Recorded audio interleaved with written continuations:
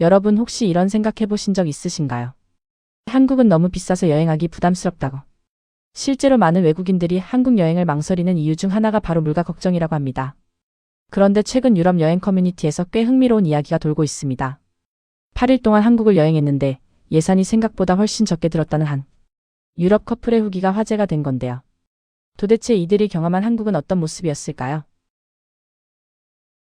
Vous faites d'autres destinations, on va dire, un peu moins grandes en Asie du Sud-Est, par exemple. Vous allez peut-être beaucoup dépenser à faire des activités. Ici, vous n'avez pas forcément le besoin. Juste une promenade, ça fait l'affaire. Vous pouvez le faire, mais c'est pas obligatoire. Oui, effectivement, vous pouvez faire ce que vous voulez. Mais si vous 오늘 소개해드릴 주인공은 프랑스어권 유럽 출신의 여행 크리에이터 커플 랜슬롯과 샌디입니다. 세계 곳곳을 누비며 여행 브이로그를 올리는 이들이 이번에 택한 목적지가 바로 서울이었는데요. 처음에는 한국이 비쌀 수도 있다는 걱정을 안고 출발했지만 막상 도착한 서울에서 이들이 마주한 건 전혀 다른 세계였습니다. 이들의 첫 번째 목적지는 경복궁이었습니다. 경복궁은 조선 왕조 500년의 심장부로 서울 한복판에 자리한 대한민국을 대표하는 궁궐인데요.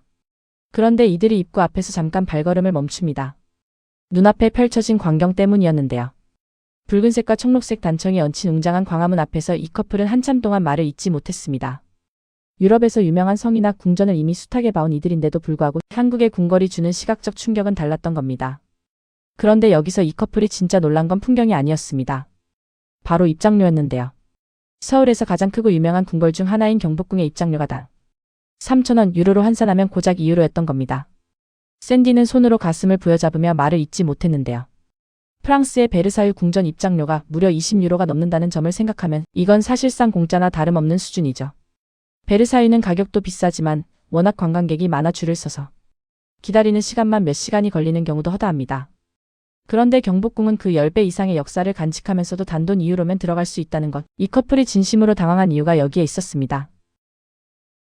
On est rentré dans un des plus grands temples de Séoul pour uniquement 3000 won. Ce qui fait à peu près 2 euros. Et d'ailleurs, la chose à savoir, c'est que si vous voulez voir comment ça s'appelle? La relève de la garde. La relève de la garde, exactement. C'est complètement gratuit. 게다가 경복궁 입구 바로 앞에서는 한복을 굽게 차려입은 근위대의 수문장 교대식이 완전 무료로 진행되고 있었습니다. 매일 오전 10시와 오후 2시에 진행되는 이 행사는 조선시대 왕궁을 지키던 수문장들의 복식과 의례를 그대로 재현한 것으로 어디서도 볼 수 없는 한국만의 문화 콘텐츠입니다. 영국 버킹엄 궁전의 근위병 교대식이 전 세계 관광객을 불러 모으는 것처럼 한국의 수문장 교대식 역시 외국인들에게는 살면서 한 번쯤 꼭 봐야 할 장면으로 손꼽히고 있는데요. 차이가 있다면 한국은 그 모든 게 무료라는 겁니다. 이어서 커플은 경복궁 내부를 천천히 걸어 들어갑니다. 샌디가 경회로 돌담 위에 살며시 걸터 앉아 고개를 들어 하늘을 바라보는 장면이 인상적인데요. 수백 년의 시간이 켜켜이 쌓인 청기와 지붕과 단청, 기둥 사이에서 이 유럽 여성은 한동안 그 자리를 떠나지 못했습니다. 프랑스나 벨기에의 석조 건축과는 전혀 다른 나무와 흙과 색으로 빚어낸 한국의 아름다움이 그녀의 시선을 붙잡아둔 겁니다. 경복궁을 충분히 즐긴 두 사람은 이번에는 지하철을 타고 이동합니다. 서울 지하철에 대해서도 한마디를 빼놓지 않는데요. 이들은 공항에서 미리 교통카드를 구입해두었고 한 번 탑승에 약 1,400원이라는 가격에 꽤 놀란 반응을 보입니다. 파리 지하철의 경우 한 번 탑승에 우리 돈으로 약 2,300원에서 2,500원 수준이고 런던은 무려 5,000원을 훌쩍 넘는다는 점을 감안하면 서울 지하철의 가격은 세계 어느 도시와 비교해도 압도적으로 저렴한 편입니다. 그것도 이렇게 쾌적하고 깔끔한 환경을 유지하면서요. 파리 지하철은 낙서와 냄새로 유명하고 뉴욕 지하철은 노숙자 문제가 심각하다는 보도가 끊이지 않는데 서울 지하철은 에어컨과 와이파이가 기본이고 환승 시스템도 세계 최고 수준으로 평가받고 있습니다. 이 커플이 지하철을 타며 감탄한 건 단순히 가격이 아니라 그 가격에 이 수준이 가능하다는 사실이었을 겁니다. 다음 목적지는 벼룩시장이었습니다. 일요일이라 사람이 더욱 많이 몰려 있었는데요. 활기차게 오가는 인파 속에서 샌디가 환하게 웃으며 카메라를 바라봅니다. 이 커플이 벼룩시장에서 가장 인상 깊었던 건 흥정의 문화였습니다. 빠르고 활기차게 진행되는 협상 분위기가 너무 좋다라며 이 특유의 시장 에너지를 즐기는 모습이었는데요. Bon, clairement, la brocante chez nous n'a pas la même ambiance. Ils sont à fond, il y a beaucoup de monde. Faut que ça négocie, faut que ça aille vite, ça bouscule. Après, il faut dire qu'on est un dimanche, donc c'est Ouais. normal qu'il y ait plus de monde. Mais c'est sympa à faire, moi j'aime. 이 분위기가 용기를 불어넣어줬다고 합니다. 배가 고파진 두 사람이 향한 곳은 현지인들이 주로 찾는 식당 골목이었습니다. 이 커플이 식당을 고르는 기준은 딱 하나였는데요. 1만 원 이하, 이상적으로는 7,000원 이하면 현지 가격이라는 것이었습니다. 랜슬롯이 카메라 앞에서 진지하게 설명하는 그 골목에는 24시간 운영하는 김밥 가게가 눈에 띕니다. 그런데 이 커플이 주목한 건 따로 있었는데요. 바로 키오스크 주문 시스템이었습니다. 터치스크린 하나로 김밥, 우동, 라면, 비빔밥, 떡볶이까지 모든 메뉴를 손쉽게 주문할 수 있는 이 시스템에 꽤나 놀란 반응을 보였는데요. 라면 한 그릇이 5,000원, 김밥 한 줄이 그보다 더 저렴한 가격이라는 사실에 입을 다물지 못했습니다. 식사 후 이 커플이 언급한 내용이 특히 인상적이었는데요.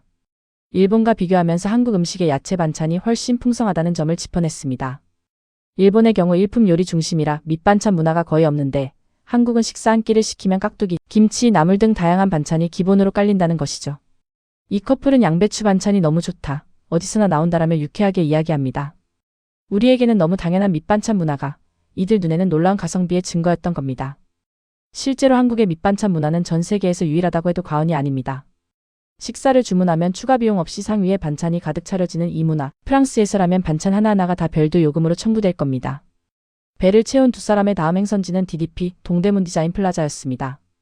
이라크 출신 세계적 건축가 자하 하디드가 설계한 이 독창적인 건물 안에서 무료 전시회를 즐기고 이어서 시장 안에 자리한 독특한 스타벅스를 찾아가는데요. 1960년대에 지어진 건물을 그대로 활용해 원형극장 같은 구조를 유지하고 있는 이 스타벅스. 경동 1960점을 두고 관중석 같은 구조가 진짜 신기하다라고 말했습니다. 이후 커플은 스타필드 라이브러리를 찾아갑니다. 황금빛 크리스마스 조명이 감긴 에스컬레이터를 타고 올라가며 샌디가 주변을 천천히 둘러보는 장면이 인상적인데요. 사진 찍으러 오는 사람들이 정말 많다라며 그 인기를 실감하는 모습이었습니다. 쇼핑몰 한복판에 이런 규모의 서점이 존재한다는 사실 자체가 이들에게는 낯선 광경이었던 것이죠. 해가 기울어질 무렵 커플은 한강공원을 찾습니다. 한강 다리를 배경으로 두 사람이 나란히 서서 카메라를 바라보는 장면인데요. 한강변에 자리한 CU 편의점의 독특한 컨테이너 구조물 앞에서도 잠시 발걸음을 멈추는 모습이 보입니다. 떡볶이집과 편의점이 강변공원 한가운데 이런 감각적인 형태로 자리 잡고 있다는 사실이 꽤 신선하게 다가온 듯 했습니다. 숙소 이야기도 빼놓을 수 없습니다. 이 커플이 선택한 곳은 마포구에 위치한 게스트하우스였는데요. 무려 16유로, 우리 돈으로 약 23,000원 수준의 가격에 위치도 좋고 집 같은 편안함이 있다며 강력 추천했습니다. 그리고 영상의 마지막 8일간의 총 예산을 공개하며 이렇게 말했습니다. 이렇게 선진국에서 멋진 휴가를 보낼 수 있는 날이 별로 많지 않네요. 무료 활동도 많고 그냥 산책만 해도 충분히 즐거웠습니다. 선진국에서 이렇게 즐길 수 있는 나라라고 표현한 이 한마디가 사실 이 영상의 전부를 담고 있습니다. 경복궁 3,000원, 지하철 1,400원, 김밥 한 줄, 야채 가득한 한 끼 식사. 우리한테는 그냥 월요일 아침 출근길 풍경인데 유럽에서 날아온 이 커플에게는 이런 나라가 실제로 존재한다는 충격이었던 겁니다. 지금 이 순간에도 전 세계 어딘가에서 누군가는 서울행 비행기표를 검색하고 있을 겁니다. 그리고 그들이 도착해서 만나게 될 풍경은 우리가 오늘 아무렇지 않게 지나친 바로 그 거리입니다. 소중한 시간 영상 끝까지 시청해주셔서 감사합니다. 영상이 재미있었다면 구독과 좋아요 부탁드립니다.